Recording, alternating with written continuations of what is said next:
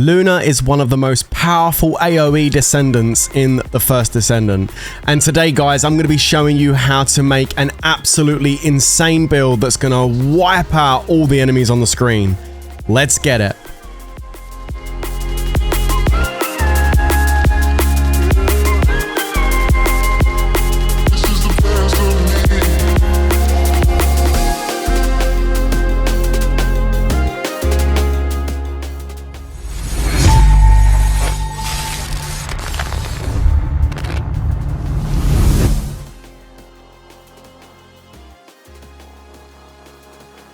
What's going on, guys? It's your boy Worthy Prince coming at ya with another First Descendant video, and today, guys, I'm going to be sharing with you my Luna build. Best in slot for Luna, the new Descendant that just came out in the game, and I am really loving this Descendant. I've been playing her like crazy for the last couple of days, and I have maxed her out. So, guys, get ready, because this is the best Luna build for the First Descendant. So I'm going to start off by showing you very quickly how Luna works, okay? So when you first get her, she is a support hero. She doesn't do any DPS damage with her abilities.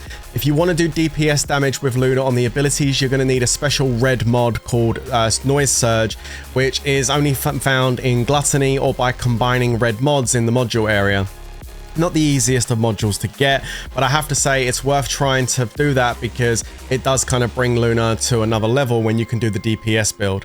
But what I'm going to show you first is the build that you're going to be starting with, which is the buff build that lets you buff your team. So Luna does do damage with her skills. You can bring out a gun and you can start attacking straight away with Luna, and this will do skill damage, okay? And then when you activate your skills like this, on the button, there you go, you're going to be able to do even more damage and much more faster by lining it up and hitting the buttons as they're coming up the screen, a bit like Guitar Hero Rock Band. Now the HUD that's up on the screen, the bullets will automatically go to that enemy as long as they're inside that green HUD that you can see on the screen right now, okay? And the damage is not too bad. So any teammates that are in the ring that gets created, so you can see here when we first activate, there is a ring that goes up around Luna. Any of your teammates that are inside those rings are going to be getting buffs. What buffs they're going to get is dependent on what skill you've applied. Skill number 2 is going to be giving skill power increase and skill critical hit damage increase and skill critical hit rate increase. On skill number 3, you're going to be getting MP recovery to your team. And on skill number 4, you're going to be giving that cooldown decreasing to their skills. So you can do some really nice buffs for your team. I don't know if the game's in a place yet where buffs are really going to be that valuable, just because the difficulty of the content isn't really warranting the need for all these buffs, but I think for the future that could be extremely helpful. Now she does have a red mod called Nimble Footsteps, which is going to give you a buff to movement speed and skill range. When you're actually applying this, it's going to make your range of your ring much bigger to be able to get to all of your teammates and give them the buffs that they might desperately need.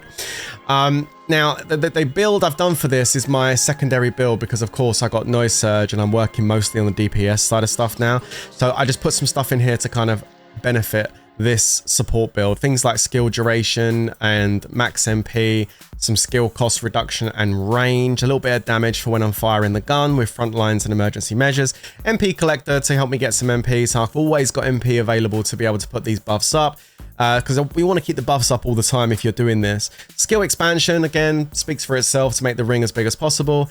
Tech power is something you want to focus on the support build because you're going to be attacking with the gun and the gun is tech damage. So you're going to want to make sure you put some tech damage in, which is why I've got focus on tech. You could also use the blue mod as well. I think there's a blue one called Tech Specialist. You could use that as well. And Battle of Stamina, giving me some HP so I can stay alive. I would have liked to maybe have put like Iron Defense in there maybe, or Spear and Shield for a bit of extra defense to make sure I stay alive. And I can always switch out something if I want to. Possibly MP Accelerant could come out and we could put Iron Defense in. That would actually be a pretty fair switch out if you're having some problems with survivability. We could go for Iron Defense just to get that defense up a little bit more. And that's a pretty good there or thereabouts build for you to do the support with, okay? Now, things get a lot more interesting when you jump over to the DPS build. If you do get lucky and get that red mod, and the way I would get it, my suggestion is to do what I did. Combine modules to try and get lucky. Go and farm a boss that you can kill really quickly in solos like Devourer or Dead Bride or something. Killer, get loads of red mods off them over the course of an hour and then go and combine them up and see if you get lucky, because farming Gluttony doesn't sound like something that's too much fun unless you're in a squad that can actually take that thing down efficiently.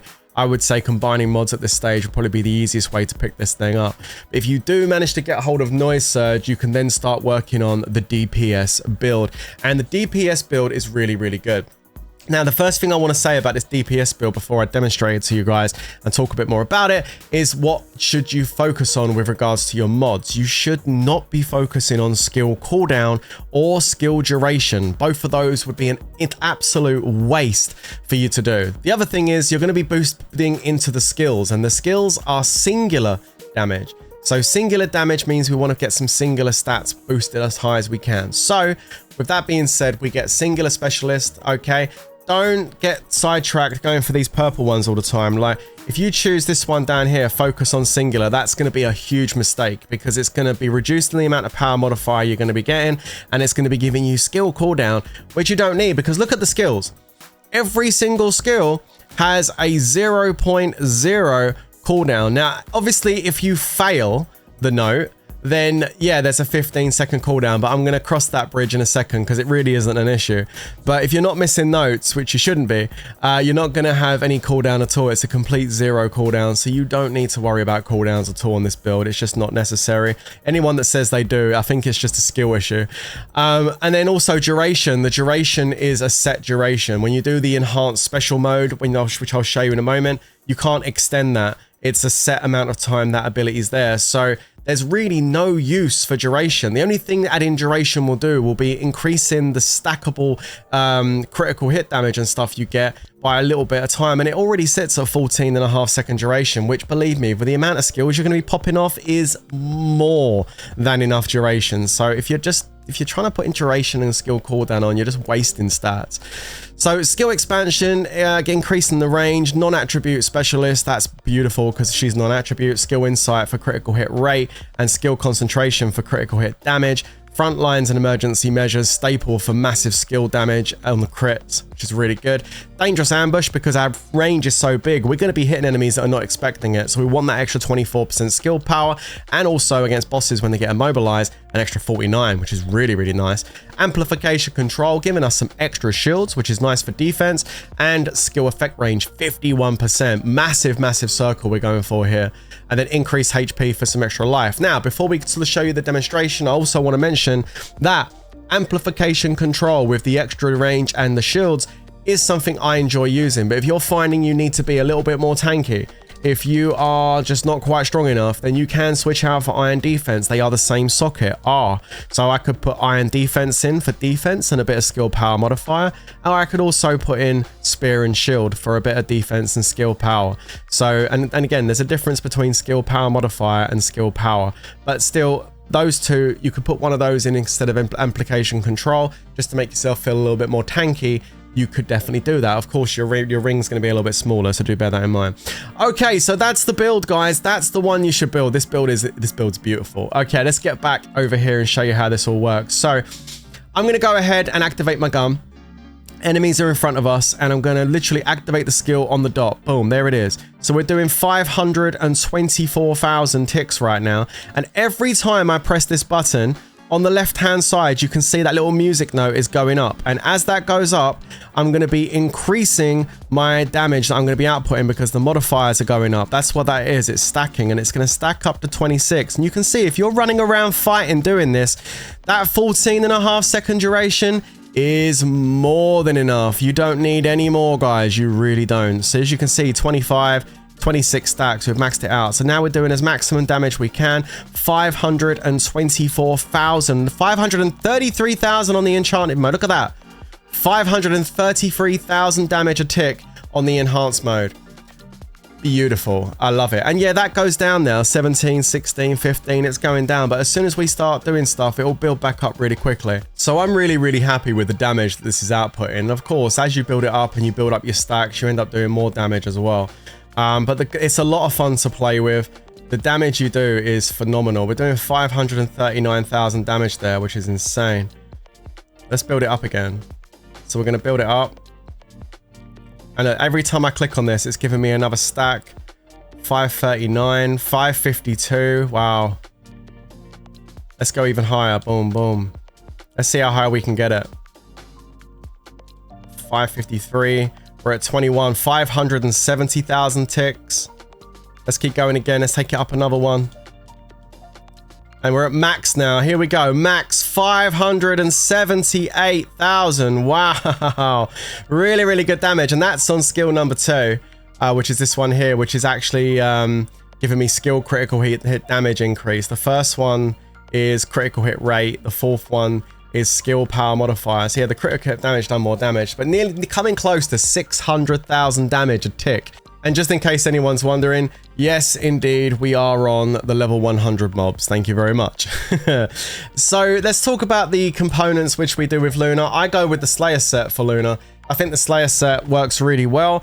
You get general round capacity, which is always nice. And then you get skill cost increase, which is fine. You don't even notice it. And you get skill power increase on those skills. So it means that our AoE damage is going to do even more. So I feel like Luna goes really well with the Slayer set. If you are doing the DPS damage build, you need to go for singular reactor, which I've got here.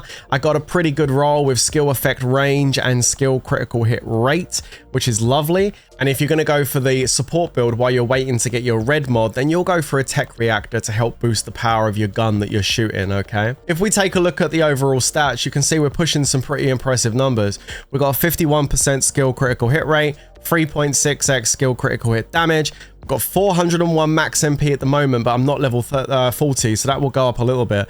But overall, it's actually a really nice setup with some really good damage here. As far as our HP and our defense goes, obviously I'm level 31, so a little bit more is going to be added to that.